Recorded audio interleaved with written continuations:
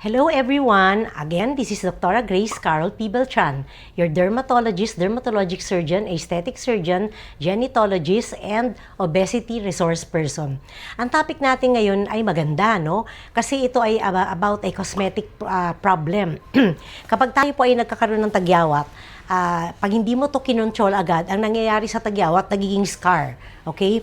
At mas mahirap pong gamutin yung scar kasi mas magastos at saka multimodal approach. Pag sinabing multimodal approach, marami kang procedure na dapat gawin to make the face as normal as before, no? Ngayon, kasi kapag nagkaroon ka ng acne, maraming klase ng scar ang pwede mag-develop, no? Pwedeng hypertrophic scar, keloidal scar, pwede ring atrophic scar, yung lubog.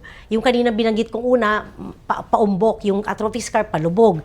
Yung box type scar naman, parang crooked siya na ibang-ibang klase, may deep, may superficial.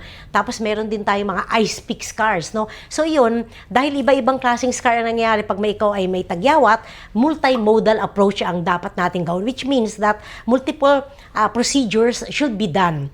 Ngayon, kumisan pag ikaw naman tumatanda na rin, mas na-exaggerate yung effect ng mga acne scars mo. Kasi habang tumatanda tayo, bumabagsak yung skin, kaya mas parang lumalapad, mas lumalalim yung mga dating atrophic scar na hindi naman malalalim, no?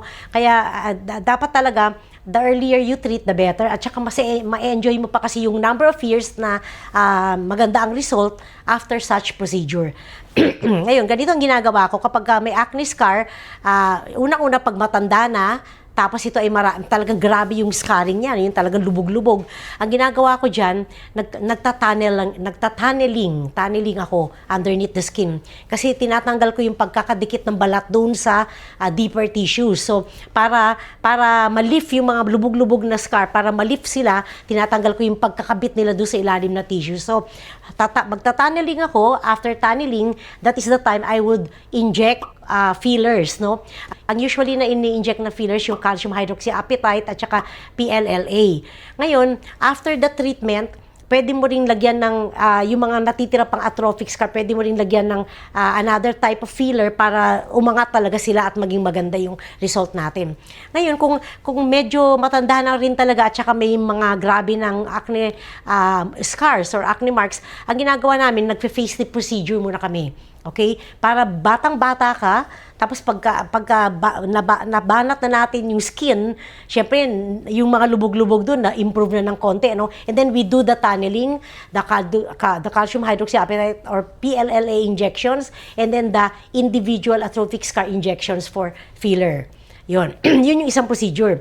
Kapag naman ice pick scars, so kaya yung mga deep box type scars, ang ginagawa natin dyan, punch grafting, no? So, isa-isa mong pipiliin yung mga scar, pagkatapos pagka na-punch mo na o natanggal mo na yung particular scar na yun, tatahiin mo yan, ididikit mo uli silang dalawa, and then you'll get a smooth complexion na. Ibig sabihin yung hindi na lubog-lubog o lubak-lubak. Ayun.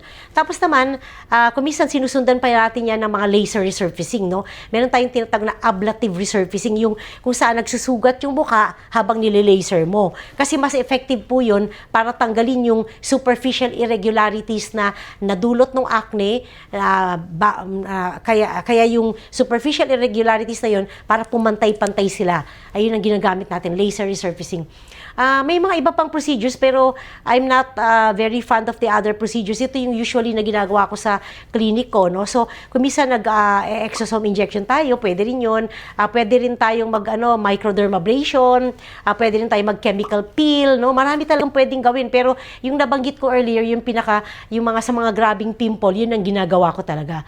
Ngayon, mas maganda po kasi, you get in touch with the doctor para ma-assess kayo. Hindi po pwedeng online to. Kailangan pupunta kayo sa clinic para ma-assess exactly yung ano yung problems niyo, ano yung mga type of scars na meron kayo, and then you can discuss what the best treatment would be best for you. So, yun po ang pinakamaganda doon. Kailangan po ng face-to-face consultation in the clinic of the doctor.